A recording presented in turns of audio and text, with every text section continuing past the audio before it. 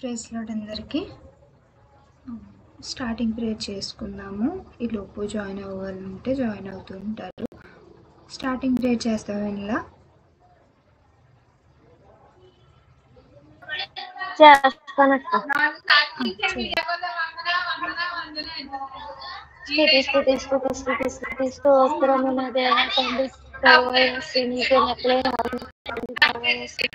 ఎంతగానో కాచి కాపాడు, మీరు ఎక్కడ చాటును కాచి కాపాడు దేవా తండ్రి. ప్రభువా నీకే వందనాలు నా తండ్రి. ప్రభువా యేసయ్యా, మేమైతే ఏ పాపం అయితే చేసి ఉన్నామో తండ్రి, ప్రభువా యేసయ్యా, ఆ పాపముల నుండి మమ్మల్ని రక్షించిన నా దేవా తండ్రి. ప్రభువా యేసయ్యా, అలాగే తండ్రి ప్రభువా యేసయ్యా, వాక్యంలో మీరే తోడై ఉన్న నా దేవా తండ్రి. ప్రభువా యేసయ్యా, వాక్యంలో తోడై ఉంది తండ్రి ప్రభు, ముందుకు నడిపించండి. అక్క ద్వారా మీరు మాట్లాడిన నా దేవా తండ్రి. ప్రభువా యేసయ్యా, ఎవరైతే రాలేదు తండ్రి ప్రభువా యేసయ్యా, త్వరగా ప్రార్థనా స్థలానికి చేరుకుని జ్ఞానాన్ని దయచేయండి తండ్రి ప్రభువా యేసయ్యా. తండ్రి ప్రభువా యేసయ్యా, అలాగే తండ్రి ప్రభా వాక్యంలో మీరై ఉండండి తండ్రి ప్రభువా యేసయ్యా. అలాగే మేము వాక్యం విడిచుండగా తండ్రి ప్రభువా యేసయ్యా, వినిన వాక్యాన్ని విడిచిపెట్టకుండా కొంచెమైనా పాటించే జ్ఞానం దయచేయండి తండ్రి ప్రభువా యేసయ్యా. అలాగే తండ్రి ప్రభువా యేసయ్యా, చెబుతున్న వారిని జ్ఞాపకం చేసుకున్న దేవా తండ్రి ప్రభు, ఎవరైతే ఈ మీట్లో ఎవరి అవసరాల కొరకు వచ్చారో నా దేవా తండ్రి ప్రభువా యేసయ్యా, అవసరాలను అక్కరాలను తీర్చండి నా తండ్రి ప్రభువా యేసయ్యా. అలాగే తండ్రి ప్రభువా యేసయ్యా, ఎవరైతే అనారోగ్యంతో బాధపడుతున్నారో నా దేవా తండ్రి ప్రభా, వాళ్ళని మీరు ముట్టి స్వస్థపరిచింది నా దేవా తండ్రి ప్రభువా యేసయ్యా. తండ్రి ప్రభువా యేసయ్యా, ఈ చిన్న ప్రార్థనలో తండ్రి ప్రభా, తప్పులు ఏమైనా ఉంటే మన్నించమని ప్రభువైన యేసు అతి పరిశుద్ధ నామమున అడిగి వేడుకుంటున్నాం పరమ తండ్రి. ఆమేన్. ఆమేన్. Praise Lord. ఎవరైనా పాట పాడతారా? ప్రైజ్ లార్డ్ అక్క. Praise Lord. ఎవరైనా పాట పాడతారా?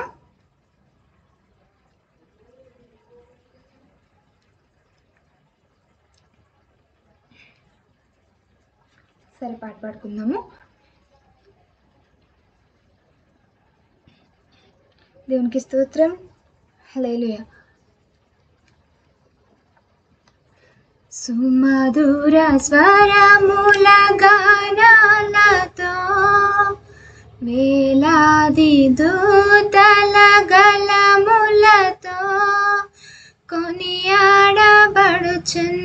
నా యేసయ్యా, నీకే నారాధనా.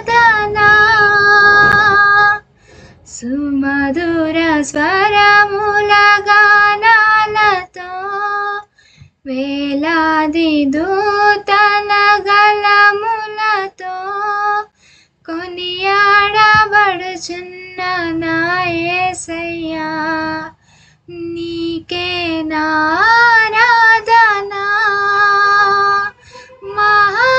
మహానందమే నాలో పరవశమే, నేను స్తుతించిన ప్రతి క్షణం. మహానందమే నాలో పరవశమే, నేను స్తుతించిన ప్రతి క్షణం. సుమధుర స్వరముల గానాలతో వేలాది దూతల గళములతో కొనియాడబడుచున్న నా యేసయ్యా, నీకే నారాధనా. ఎడారి త్రోవలో నే నడచినా, ఎరుగని మార్గములో నన్ను నడిపినా, నా ముందు నడచిన జయవీరుడా,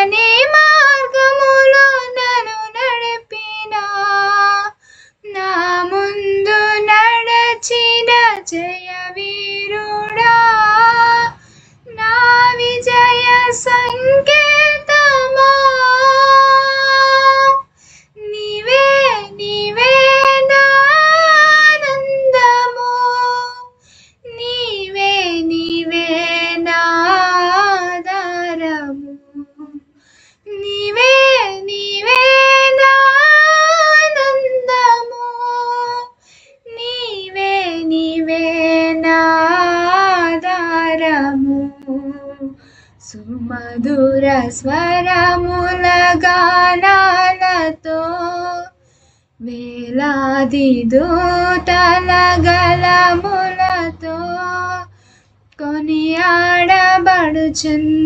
నా యేసయ్యా, నీకే నా ఆరాధన.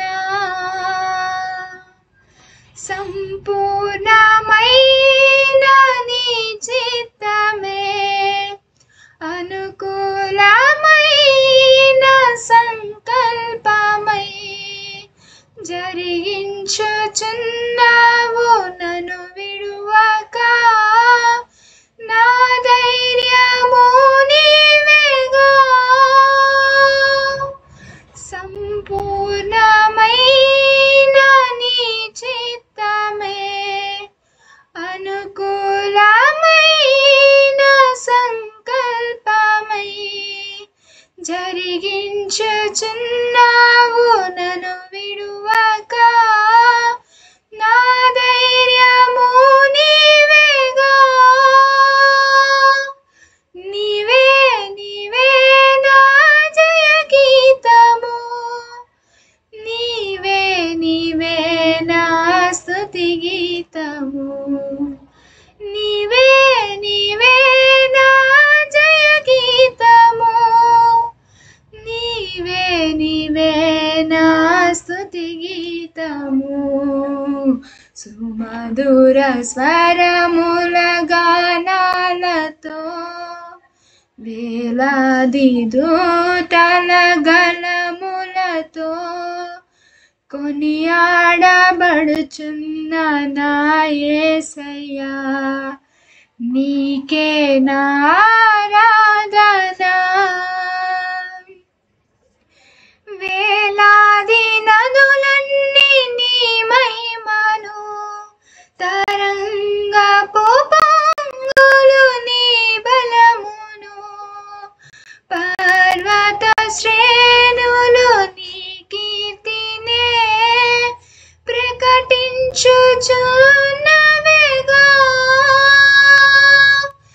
వేలాది నదులన్నీ నీ మహిమను, తరంగపు పొంగులు నీ బలమును, పర్వత శ్రేణులు నీ కీర్తినే ప్రకటించుచున్నవేగా.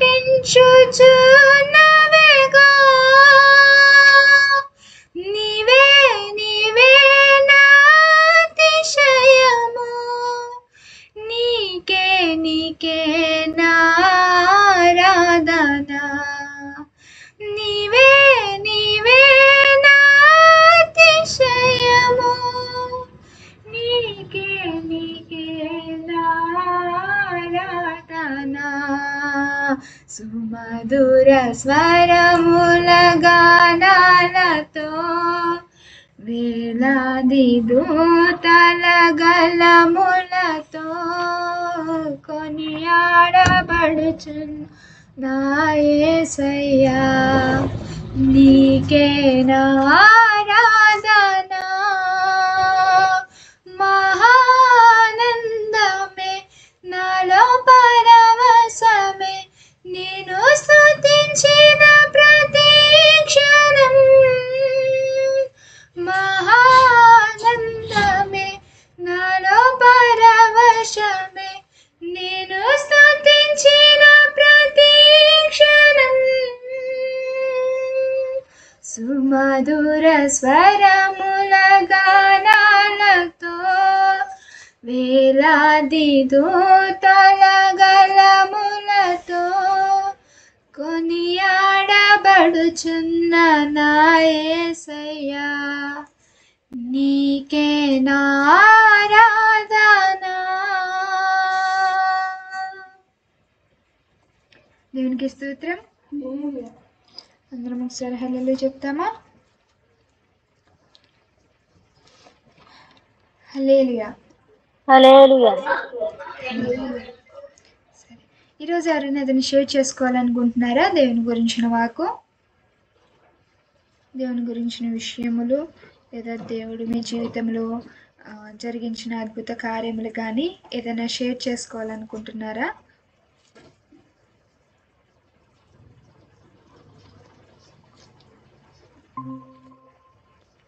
సరే, వాక్యంలోనికి వెళ్దాము.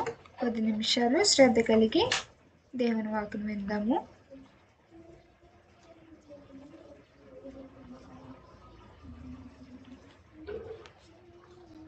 చిన్న ప్రార్థన చేసుకుందాము వాక్యంలో వెళ్ళే ముందు.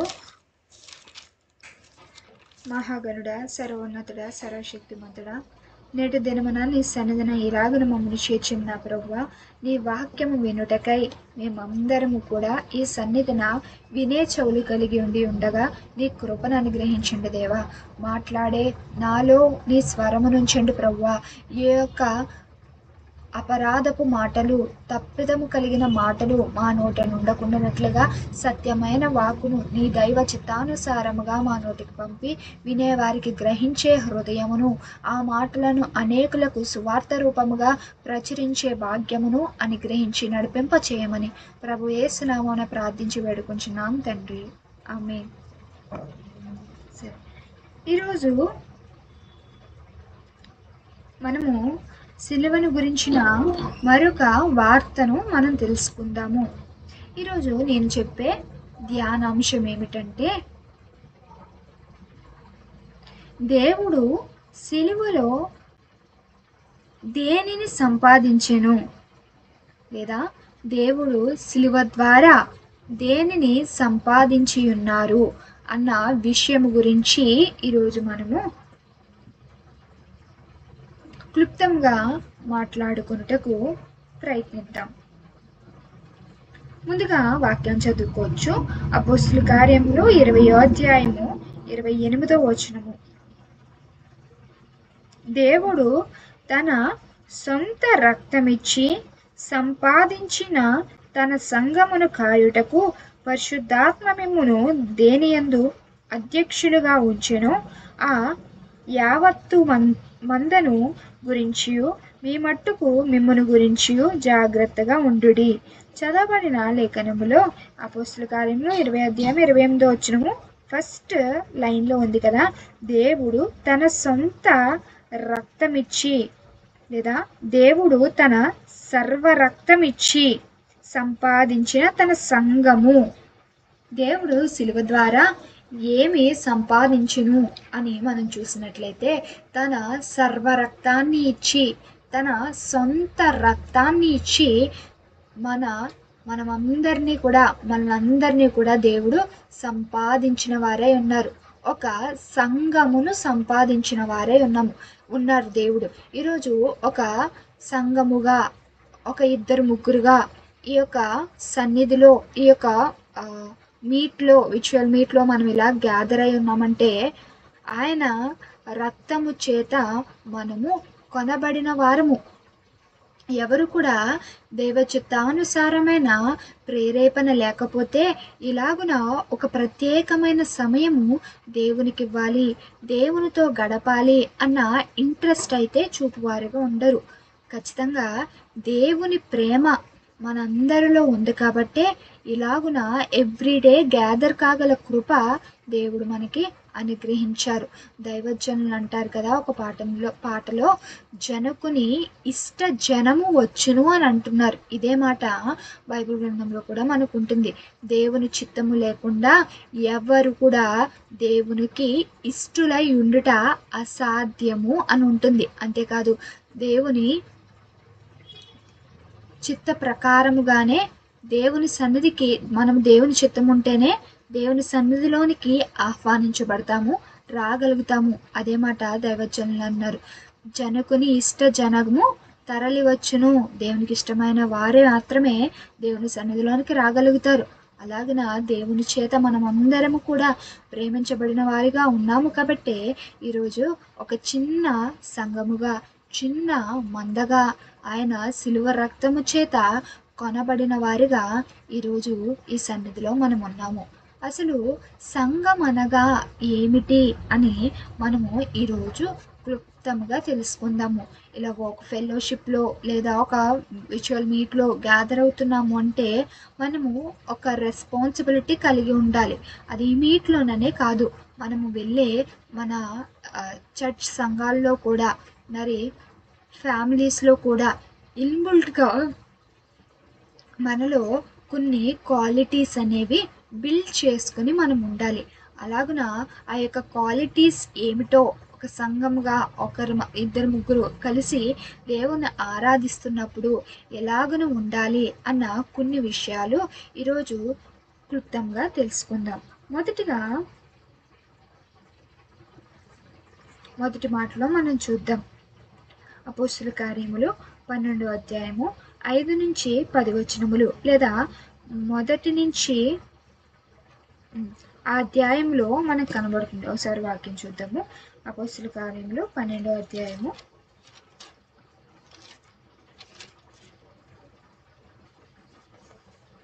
5 నుంచి 10 వచనములు. పేతురు చెరసాలలో ఉంచబడను. సంఘమైతే అతని కొరకు అత్యాశక్తితో దేవునికి ప్రార్థన చేయుచుండెను. ఈ యొక్క కింద వచనంలో మనకంతా కూడా సంఘము పేతురు కొరకు పేతురుగా చెరసాలలో బంధింపబడినప్పుడు ఎంత అత్యాశక్తి కలిగి ఉండి ప్రార్థన చేస్తున్నారు అనే విషయము మనకు కనబడుతుంది. అలాగనే ఆ ప్రార్థనకు నెరవేర్పు అనేది కూడా మనకి ఆ యొక్క లేఖనంలో కనబడుతుంది. ఈరోజు మనము ఆయన రక్తం ఇచ్చి కొనబడిన సంఘముగా మనం ఉన్నాము. సంఘముగా ఇలాగ ఒక ఫెలోషిప్లో గ్యాదర్ అవుతున్నాము దేవుని ఆరాధించడానికి అంటే మనం అందరం కూడా ఒక బాధ్యత కలిగి ఉండాలి. అదే ఏ బాధ్యత? ఒక లక్షణము కలిగి ఉండాలి. అదే ఏమిటంటే ప్రార్థన చేయటము, బహుగా ప్రార్థన చేయటము. అది దేవుని సన్నిధి నుండి పొందుకునేంత వరకు కూడా పట్టు విదలకుండా ప్రార్థన చేయటము అన్న ఒక క్వాలిటీ మనందరిలో కూడా బిల్ట్ అయి ఉండాలి. ప్రార్థన చేయటం అనేది మన యొక్క వ్యక్తిగత అవసరముల కొరకు మాత్రమే కాదు, లేదా మన నీడ్స్ ఫుల్ఫిల్ అవ్వడానికి, మన కెరియర్ బాగుండడానికి, మంచి హెల్త్ ఉండడానికి, ఫైనాన్షియల్గా స్టేబుల్ అవ్వడానికి, ఇవన్నీ విషయములను బట్టి నువ్వు వ్యక్తిగత ప్రార్థన చేసుకున్నప్పటికీ మనము సంఘము కొరకు ప్రార్థన చేయువారుగా ఉండాలి. ఇతరుల కొరకు ప్రార్థన చేయువారుగా ఉండాలి. ఇతరుల సమస్యలు మన సమస్యలుగా భావించి ప్రసవ వేదనతో కూడిన ప్రార్థన చేయువారుగా మనం ఉండాలి. దేవుడు గెత్సెమనే తోటలో ప్రార్థన చేస్తారు కదా, ఎంత వేదనతో ప్రార్థన చేస్తున్నారంటే అతని చెమట బిందువు సైతము రక్తముగా మారేంతలా ఆయన ప్రార్థన చేయట మనం చూస్తున్నాము.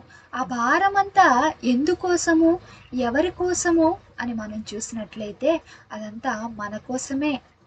మనందరం కూడా పాపము నుంచి విడిపించబడాలి అని, ఆ యొక్క శాపము మన మీద నుండి తొలగిపోబడాలని ఆయన సిలువ మోయటానికి సిద్ధపడుతూ ఆ సిద్ధపాటు నిమిత్తమై వేదన కలిగి చేసిన ప్రార్థన మనకి కనపడుతుంది. అలాగనే ఈరోజు మొదటి మాటగా మనం చూస్తున్నాం, దేవుణ్ణి కలిసి ఆరాధిస్తున్నాము అంటే ఖచ్చితంగా మనము మన కోసం మాత్రమే కాకుండా అందరి కోసము కూడి ప్రార్థించు వారిగా మనం ఉండాలి. దేవుడు మనకి ఏదైనా ఒక ఆశీర్వాదము ఇవ్వదలుచుకున్నారనుకోండి, దేవుడు మనకి ముందు దాన్ని కొంచెముగా ఇవ్వట ప్రారంభిస్తారట. ఇప్పుడు ఒక చిన్న మందగా కూడి ఉన్నాం మనము, లైక్ ఇదే మేబీ దేవుని చిత్తం ఉంటే ఇంకొంతమంది ఫ్రెండ్స్ మనలో జాయిన్ కావచ్చు, వాళ్ళ నుంచి ఇంకొంతమంది తెలిసి మనము ఈ వర్చువల్ మీట్స్ నుంచి ఫిజికల్గా కూడా ఆఫ్లైన్ మీట్స్ కూడా పెట్టుకునే కృప దేవుడు అనుగ్రహించవచ్చు. ఇదంతా కూడా స్టెప్ బై స్టెప్ మనము ఇంక్రీజ్ అవ్వాలి అంటే ముందుగా దేవుడు ఇచ్చిన చిన్నగా అప్పుడు మనం ఉన్నప్పటికీ, ఇద్దరు ముగ్గురే మనం ఉన్నప్పటికీ, ఒక దేవుడే స్వయంగా ఈ సన్నిధిలో ఉన్నారని విశ్వసించి అత్యాశక్తితో ప్రార్థన చేయాలి. ఆసక్తితో పూర్ణ హృదయముతో ఆయనను స్తుతించేవారుగా ఉండాలి. ఈ కొంచెము దాంట్లో నీవు యథార్థముగా ఉండుట చూచి దేవుడు నీకు ఇచ్చే ఫలమును మరీ అధికముగా చేయగలిగే గొప్ప దేవుడుగా ఉంటారు. ఇప్పుడు ఒక ఒక ఉదాహరణ చెప్తాను చూడండి. ఒక బావిలోని బాగా బరువైన వస్తువు పడిపోయింది అనుకోండి. చాలా బరువైన వస్తువు, అది నీవు ఒక్కడివే దాన్ని పైకి లేవనెత్తలేకపోతున్నావు. ఎంత లాగినా కూడా సగం దూరం వచ్చేసరికి చేతులు నొప్పి మళ్ళీ బావిలోనే వదిలేస్తున్నావు. అదే నీకు ఇంకొక ఇద్దరు సహాయము, ఒక్కొక్క ముగ్గురు సహాయము నీకు తోడైంది అనుకోండి, ఆ యొక్క బరువైన వస్తువుని, ఆ భారం కలిగిన వస్తువుని బావిలోంచి నువ్వు ఈజీగా వెతికి పైకి తీయగలవు. అలాగే మన జీవితంలో మనకున్న సఫరింగ్స్ని బట్టి లేదా సమ్ ప్రాబ్లమ్స్ని బట్టి ఎంతో భారముతో వేదనతో నువ్వు కృంగిపోతున్నావు. నీ యొక్క ఎంత ప్రార్థన చేస్తున్నప్పటికీ ఏదో తెలియని లోటు నీలో ఉంది. ఇలా ఒక ఫెలోషిప్లో గ్యాదర్ అయినప్పుడు నిన్ను బట్టి ఒక ప్రేయర్ రిక్వెస్ట్ చెప్పు. దానిని బట్టి మీట్లో ఉన్న వాళ్ళందరూ బలంగా ప్రార్థన చేస్తారు. ఎలాగైతే చెరసాలలో ఉన్న పేతురు గారి కోసము ఒకరు కాదు, ఇద్దరు కాదు, సంఘంలో ఉన్న అందరూ కూడా కలిసి ప్రార్థించినప్పుడు అది ఎంత బలంగా నెరవేర్చబడిందో, అలాగే అందరూ కూడా నీ ప్రార్థన అవసరతను బట్టి బలముగా ప్రార్థన చేస్తున్నప్పుడు అది మరింత తేలికవుగును. అలాగైతే ఆ బావిలోంచి బయటకు లాగినప్పుడు ఇంకొక ఇద్దరు హెల్ప్ నీకు తోడైనప్పుడు ఎలాగైతే ఈజీగా నువ్వు దాన్ని పుల్అవుట్ చేయగలవో, అలాగే నీ యొక్క భారము నుంచి నువ్వు బయటికి తీయబడతావు. అలాగున మనము మొదటి మాటగా చూస్తున్నాం, ప్రార్థించే గుణము, ప్రార్థించే లక్షణము సంఘములో ఉన్న వ్యక్తికి తప్పకుండా ఉండాలి అని మొదటి మాటగా మనం చూస్తున్నాం. రెండవ మాటగా మనం చూసినట్లయితే అపోస్తల కార్యములు 5వ అధ్యాయము 11వ వచనంలో కనబడుతుంది. ఈ 5వ అధ్యాయంలో మనం చూస్తాము, అననీయ సఫేరాలు ఒకరినొకరు మోసపుచ్చుకొనడం. పొలం అమ్మిన తర్వాత వాళ్ళు కొంచెం దాచుకుని, ఈ కొంచెం దానికే మేము పొలం అమ్మానని ఆ కొంచెము దాన్ని దేవుని సన్నిధికి తీసుకొచ్చినప్పుడు అబద్ధం ఆడుతూ అక్కడే మరి ఒక మరణించుట కూడా మనం చూస్తాం. అయితే ఈ యొక్క మాటలు సంఘము వింటున్నప్పుడు భయాందోళన చెందుతున్నారంట. ఆ మాటే 11వ వచనంలో మనకు కనబడుతుంది. సంఘం అంతటికి ఈ సంగతులు వినివారికందరికీ మిగుల భయము కలిగెను అని మనకి ఈ యొక్క వాక్యంలో మనం చూస్తున్నాం. సంఘము మరొక విషయము తెలుసుకోవాలి. ఏదైనా తప్పు చేస్తున్నప్పుడు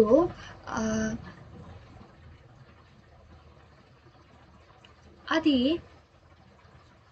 క్లీన్ అండ్ క్లియర్ఫుల్గా మనం ఉండాలి. ఎందుకంటే ఒక తప్పిదం చేసిన తర్వాత ఆ సంఘంలో ఒక పర్టిక్యులర్ కమ్యూనిటీలో మనం ఉన్నప్పుడు ఆ కమ్యూనిటీలో ఉన్న వాళ్ళని మనం మోసం చేసామనుకోండి, రేపొద్దున నువ్వు లేచి అదే కమ్యూనిటీ నుంచి బయటకు వెళ్ళాలి, అదే కమ్యూనిటీలో ఉన్న హౌస్కే నువ్వు తిరిగి రావాలి, అక్కడి నుంచి నువ్వు స్కిప్ కాలేవు.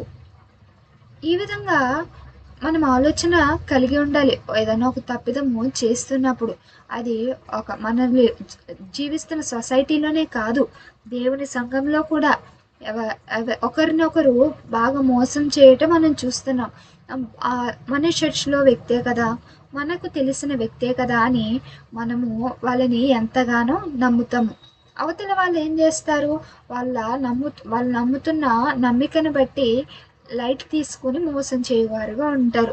ఈరోజు ఇదే ఉదాహరణ మనం చూస్తున్నాము.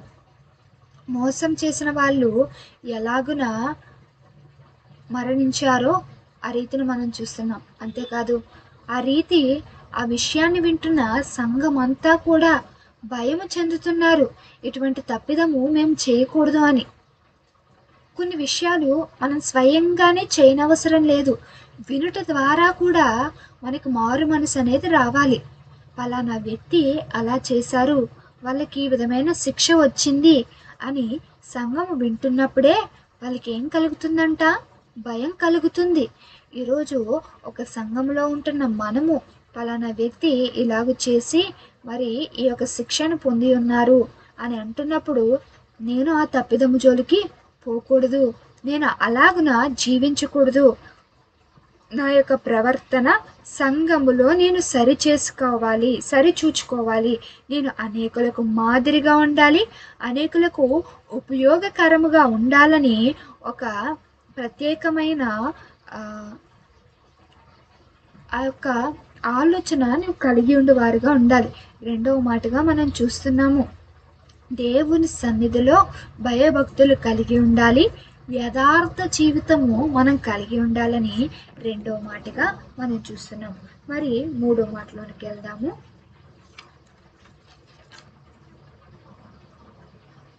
అపోస్తల కార్యము 14వ అధ్యాయము 23వ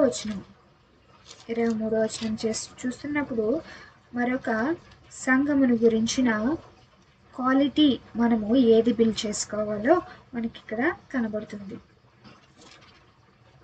14వ అధ్యాయము 23వ వచనము. మరియు ప్రతి సంఘములో వారికి పెద్దలు ఏర్పరిచి ఉపవాసం ఉండి ప్రార్థన చేసి వారు నమ్మిన ప్రభువునకు వారిని అప్పగించిరి.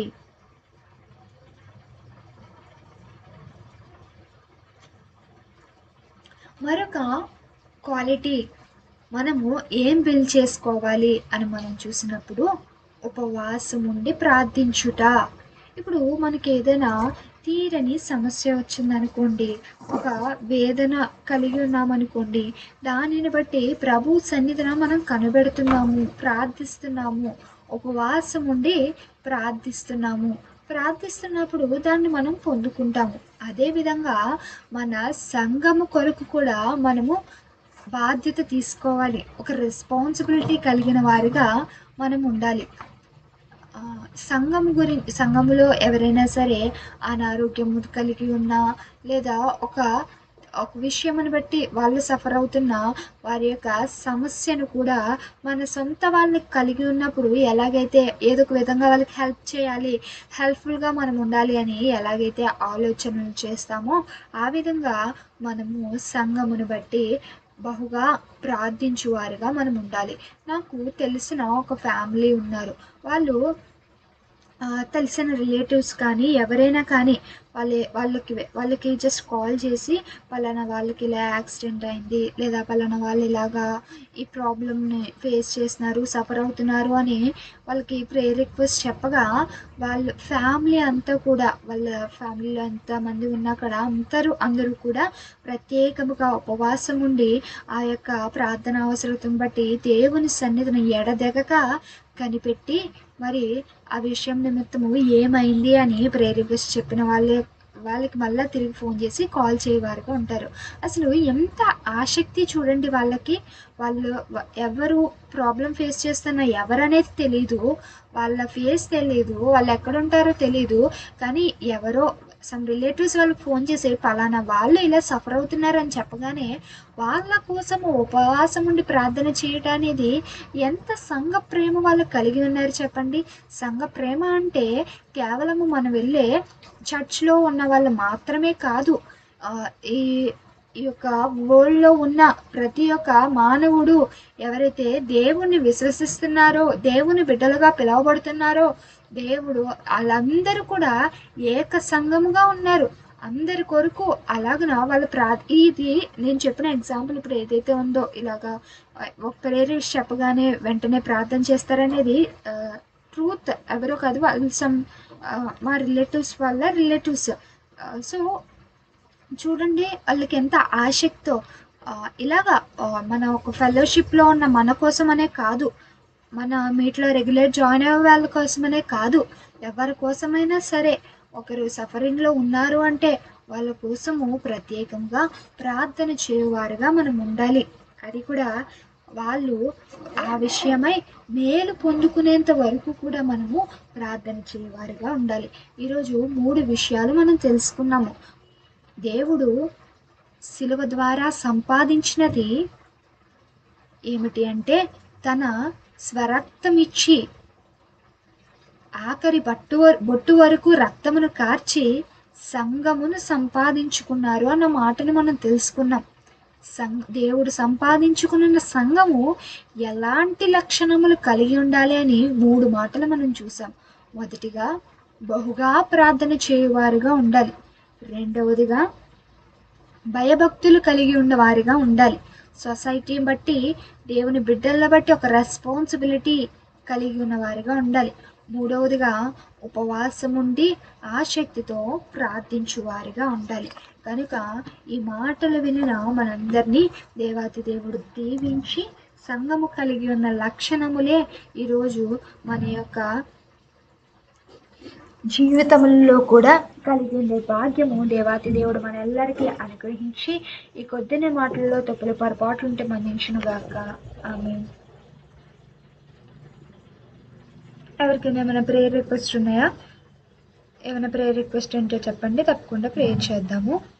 ఎవరైనా ప్రార్థన చేస్తారా ఈరోజు వినిన వాక్యమును బట్టి? సరే, ప్రార్థన చేసుకుందాం. స్తుతి స్తుతి స్తుతి స్తుతి స్తుతి మహాపరిశుద్ధుడా, మహాగణుడా, సర్వోన్నతుడా, సర్వశక్తిమంతుడా, నీ మహోన్నతమైన నామం బట్టి నీకు అనేక వందనములయ్యా. వేలాది స్తోత్రములు ప్రభువా. ప్రభువా, మరొక శిలువ దినమున శిలువ ధ్యాన ఉపవాస కూడికల్లో నీ సన్నిధిని చేర్చిన ప్రభువా, నీకు అనేక వందనములు చెల్లించుకుంటున్నాం తండ్రి. శిలువను ధ్యానిస్తున్న వారిగా, స్మరిస్తున్న వారిగా మేము ఉండగా శిలువను గురించిన వార్త మీరు మాకు తెలియజెప్తున్నారు. శిలువ ద్వారా నా స్వరక్తం ఇచ్చి నిన్ను కొన్నానయ్యా, నా స్వరక్తమునిచ్చి నేను వెలకట్టానయ్యా అంటూ మీరు మాతో చెప్పిన మాటను మేము విని ఉన్నాం ప్రభువా.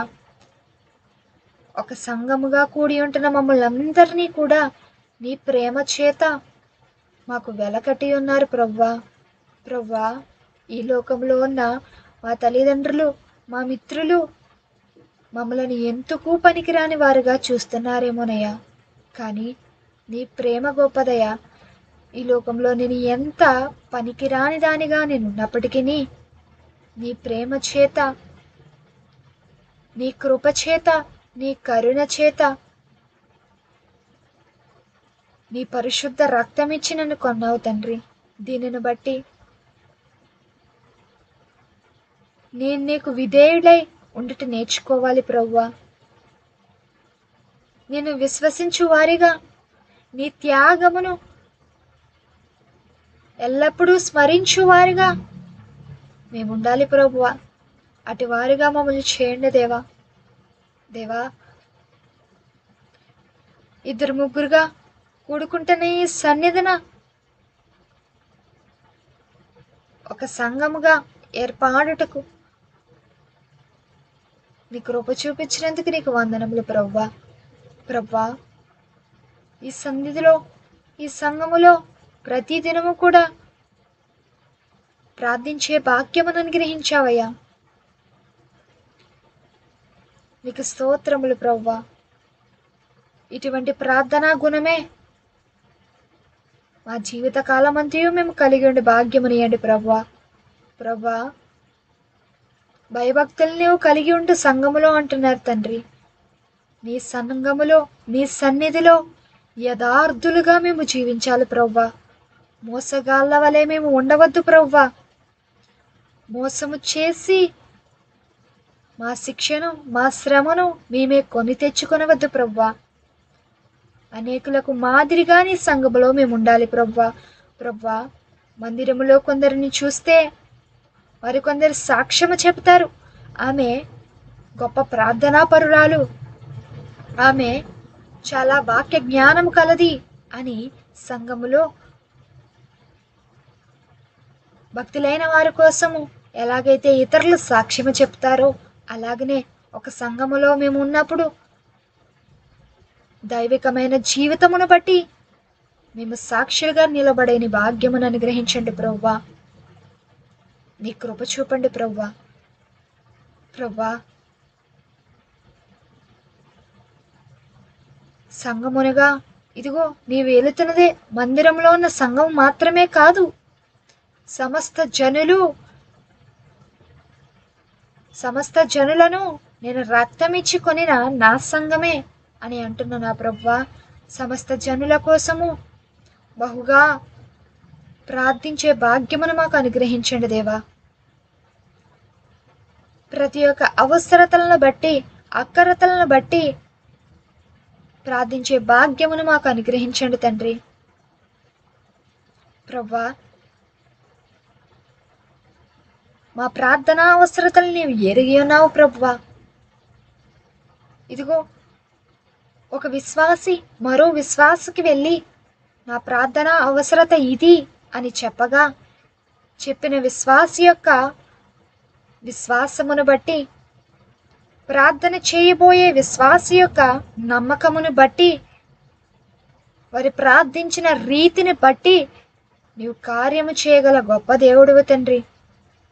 అలాగున తండ్రి, ఈ సన్నిధిలో ఏ బిడ్డ ఏ ప్రార్థనా అవసరత చెప్పి ఉన్నా, చెప్పు వారిని బట్టి, ప్రార్థించు వారిని బట్టి నీ కార్యము జరిగించండి ప్రభువా. నీ కృపను అనుగ్రహించండి దేవా. నీకు స్తోత్రములయ్యా. ఈ సన్నిధిన చదువుకుంటున్న బిడ్డలైన వారు ఉన్నారు దేవా. వారి విద్యల్లో నీవు తోడేనేడని నడిపించండి ప్రభువా. కెరియర్ కోసం ఆలోచన చేస్తూ మంచి జాబ్ విషయమై ప్రార్థన చేయమని ప్రార్థనా అవసరతలు కలిగి ఉన్నవారు ఉన్నారు దేవా. నీ చిత్తములో శ్రేష్టమైన ఉద్యోగంలో వారిని నిలవబెట్టండి ప్రభువా. ప్రభువా, కుటుంబ ఆర్థిక సమస్యలు కలిగి ఉన్నారు దేవా. కుటుంబంలో చికాకులు సమస్యలు కలిగి ఉన్న ప్రార్థనా అవసరతలు కలిగి ఉన్నారు ప్రభువా. నీ సమాధానమును అనుగ్రహించి నీ జవాబును, నీ సన్నిధి కాంతిని వారి కుటుంబం మీద అనుగ్రహింప చేయండి ప్రభువా. ప్రభువా, అనారోగ్య సమస్య కలిగి ఉండి స్వస్థత నిమిత్తమై ప్రార్థనా అవసరత కలిగి ఉన్నారేమో దేవా. వారి యొక్క ప్రార్థనా అవసరమత బట్టి ప్రార్థించుచుండగా నీ స్వస్థత హస్తము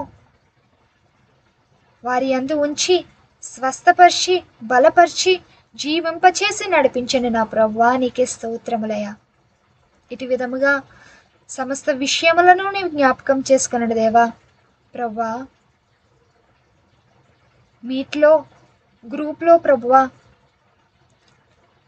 52 మెంబర్స్ నియర్లీ ఉన్నప్పటికీ నీ ఏర్పాటులో ఉన్నది కొద్దిమందే మాత్రమే తండ్రి. అందులోని గట్టి గింజలు అతి కొద్ది మందే తండ్రి.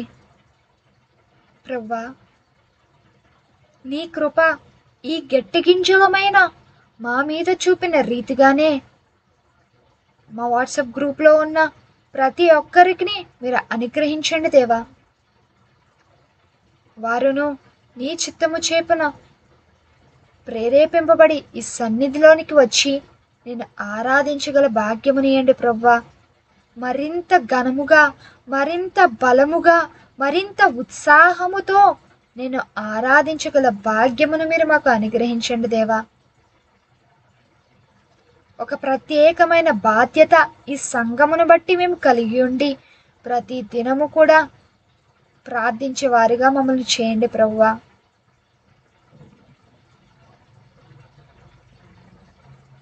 దేవునిలో అన్నీ సాధ్యమే ప్రార్థన ద్వారా అని సెలవిచ్చిన రీతిగా ప్రార్థనలో అడిగి ఉన్నవన్నీ కూడా తండ్రి పొందుకున్నామని,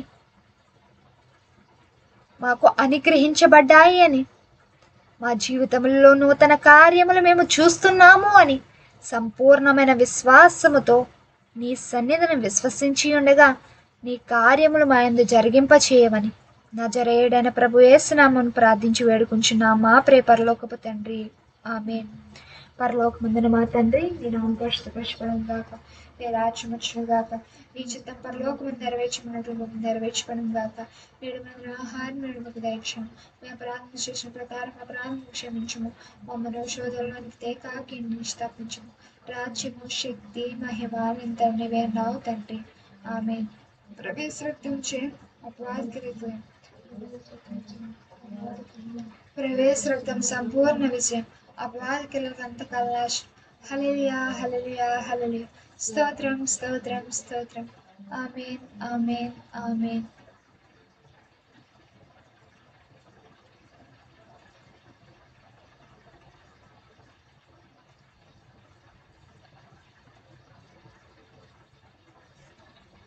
ప్రైజ్ లార్డ్ అందరికీ.